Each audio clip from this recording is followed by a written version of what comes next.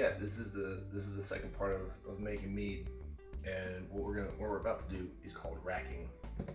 We're basically just going to transfer the contents, most of the contents from here into this bucket. The reason why we're doing it is we've got fruit in here. You leave fruit on there too long, and it can start to get, it can start to spoil, right? Like anything over a period of time. So we've let it sit for about a week. Last time we did this was last Thursday, and about a week was long enough to let the yeast suck all the nutrients that they can out of the raspberries. The raspberries have colored the mead, flavored the mead as much as they're going to. At this point, they're more of a liability than doing anything for us. And as you can see, it's not done fermenting yet. It's still bubbling away. Thankfully, it didn't explode like we were anticipating. It's been in our shower for most of the week. It got maybe twice as bad as this before. But for today, we've got a racking king, which we're gonna put the empty bucket on the floor, and then we're gonna shove this end in here and basically just siphon it out from one bucket to another. And I haven't opened up I haven't opened this up yet, so I'm kind of excited to see just how everything turned out. It could be an absolute disaster. This could turn out really, really gross. We'll see. All right, so let's see here. Everything's been completely sanitized through and through, inside and out.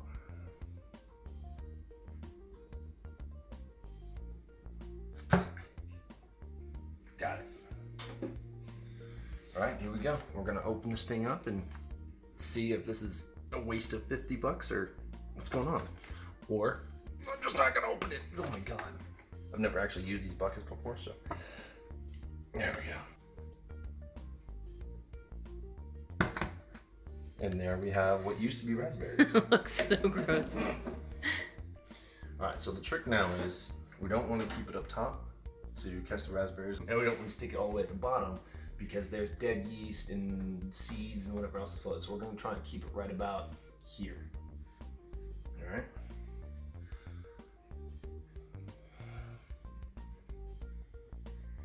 All right.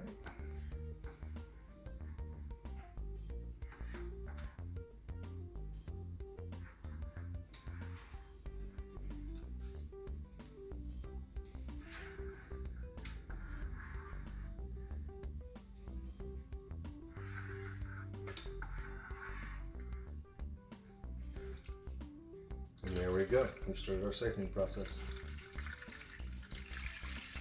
We want to try and prevent as much air from entering this as possible, because that will, oh my God, look how red that is. It's beautiful.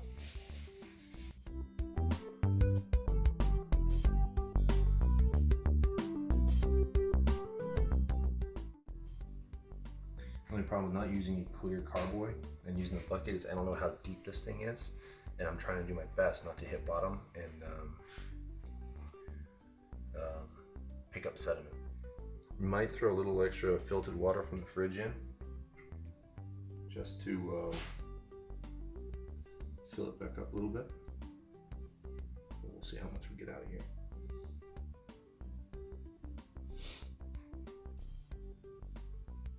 There's still some honey in there. There's still active yeast. If you can catch the camera right, you can still see the bubbles in there.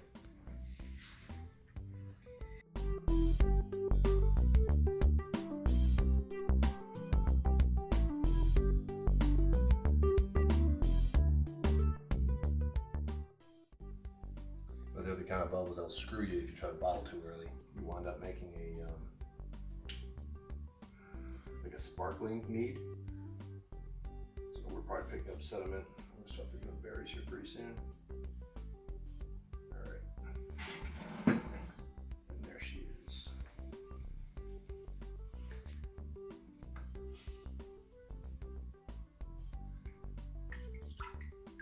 We save just a little bit for ourselves here.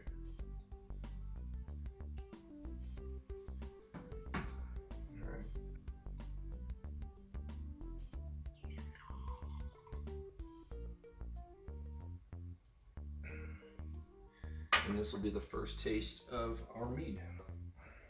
Next, very important process is we're going to figure out what the specific gravity is again.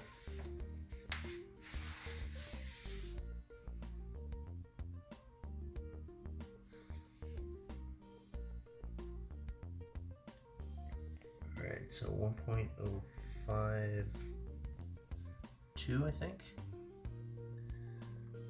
1.05. Yep, 1.052. It's just below the 1.05 line. The next line down. Mark it. 052.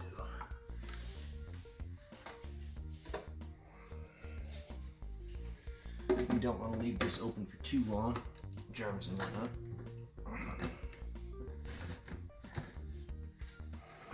Make sure it's good and sealed.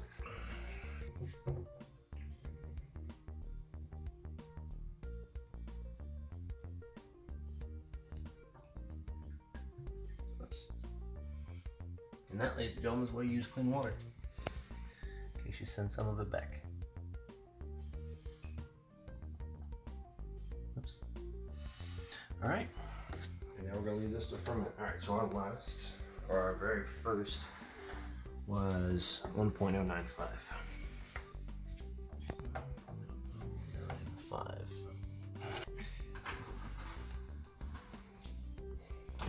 Alrighty. Well, now we'll see just how bad this stuff tastes. It shouldn't taste too bad because it's still, you know, honey, water, and raspberries, but it's got a hint of yeast with kind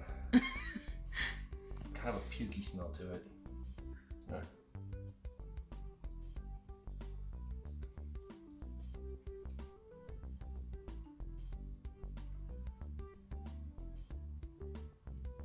The yeast flavor has to get out of it.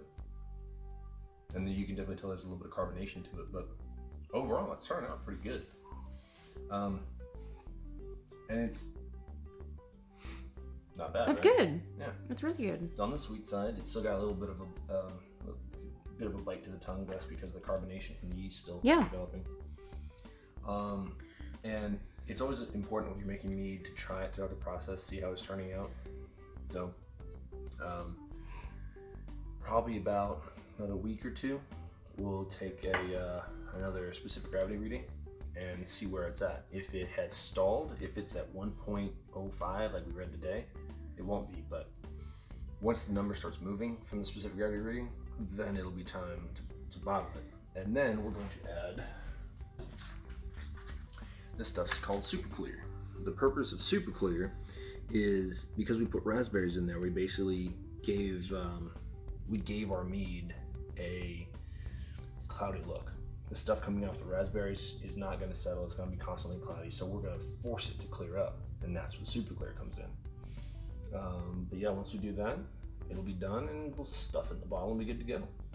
Technically, we were at this, but now we're all the way over here. Depending on the yeast you're using, depending on what you put in the yeast, depending on how much honey you have, so on and so forth, they can drop a considerable amount.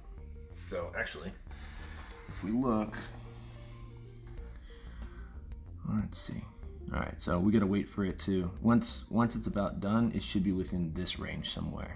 Our specific gravity reading should be between 1.006 and 1.026, roughly. We take our first reading, and we'll see what it is. So for instance, if you guys probably know how to run a chart, but say we come out, it stops at 1.01, so it's 3 down, carry it over. Because our initial reading was 1.095, our alcohol content in the mead will be 11.2 ABV. So that'd be a pretty spicy mead. I mean, the lowest it's looking like it'll go is potentially 9.1, which I'm still good with. For a wine, 9.1 is pretty solid. All right, thank you for stopping by. Hope to see you on YouTube. All right, good night, y'all.